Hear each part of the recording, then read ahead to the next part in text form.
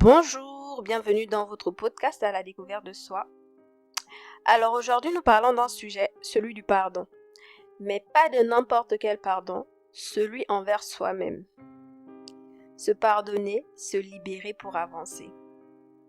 Le pardon. Ce mot peut sembler simple, mais il cache l'un des plus grands combats de l'âme. Peut-être que tu portes en toi une colère sourde contre ceux qui t'ont blessé, brisé, trahi, piétiné.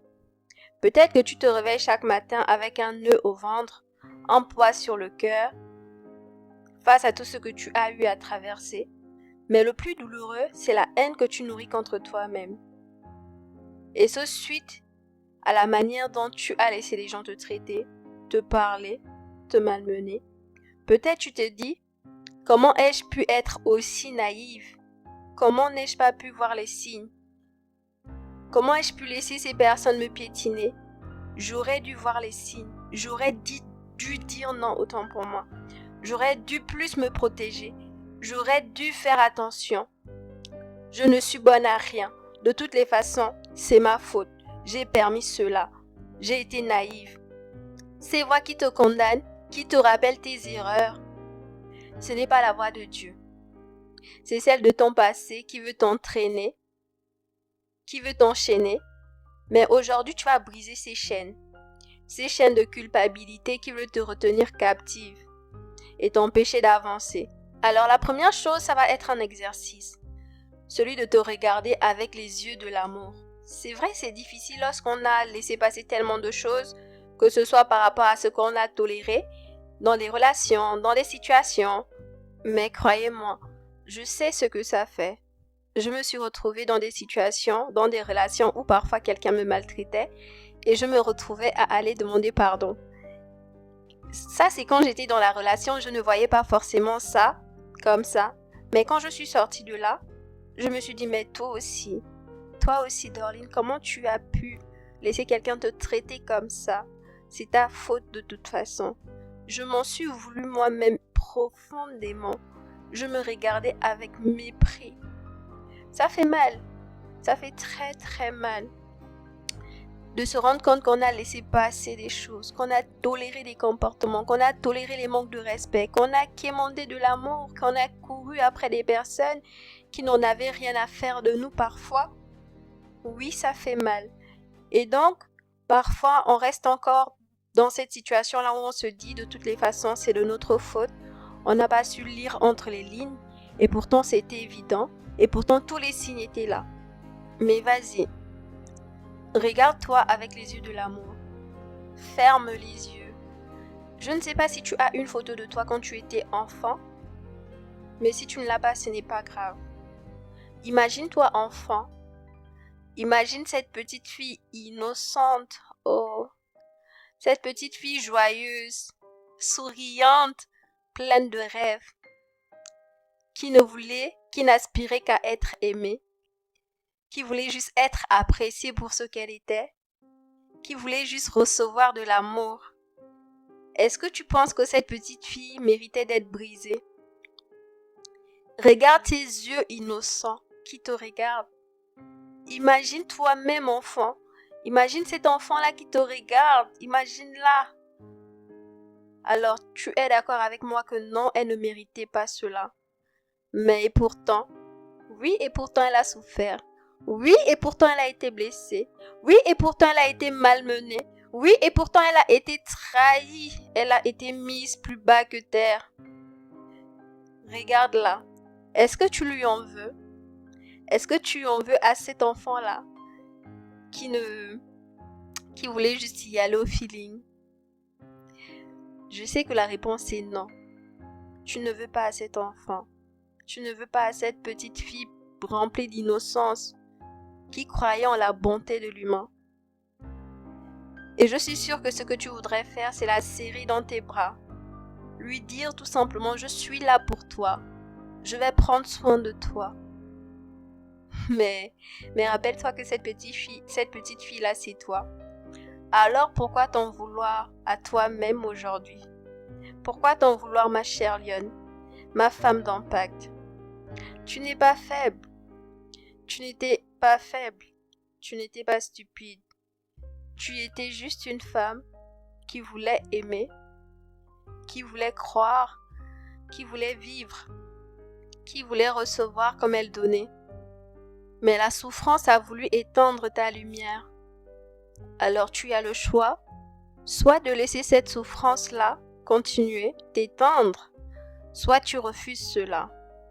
Mais pour refuser cela, il faudra déjà que tu te pardonnes à toi-même, que tu pardonnes à ces personnes qui t'ont fait du mal, que tu pardonnes avoir laissé ces gens te traiter comme ils l'ont fait. Je ne sais pas, Margot, par quoi tu es passée. Je ne sais pas c'est quelle relation qui t'a mis plus bas que terre. C'est quelle personne qui t'a abandonné, peut-être avec une grossesse, avec des enfants, et tu te dis de toutes les façons c'est ma faute. Je me suis donnée à cette personne. J'ai fait confiance à cette personne. Mais tu sais quoi? L'erreur n'est pas une condamnation.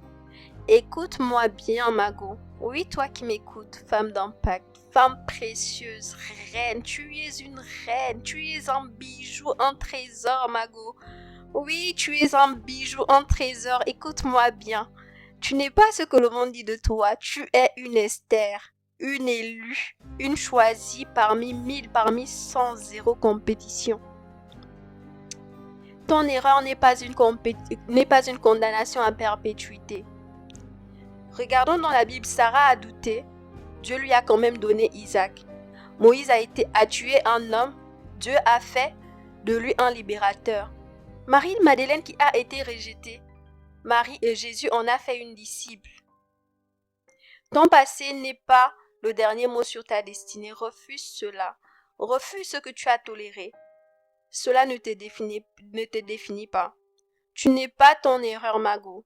Tu n'es pas cette relation toxique que tu as tolérée. Non. Tu n'es pas ces mots de rejet qu'on a prononcés sur toi. Non. Non, je ne sais pas ce qu'on t'a dit. Je ne sais pas, mais je peux voir une femme en larmes. Je peux voir cette femme à qui on a dit qu'elle ne servait à rien, qu'elle n'était bonne à rien, que c'était une chienne, je ne sais pas trop. Cette femme qui a cru en l'amour, qui a été trahie pleinement, qui a fait confiance, mais qui a été trahie. Alors tu t'en veux. Mais laisse-moi te dire que tu n'es pas ton erreur.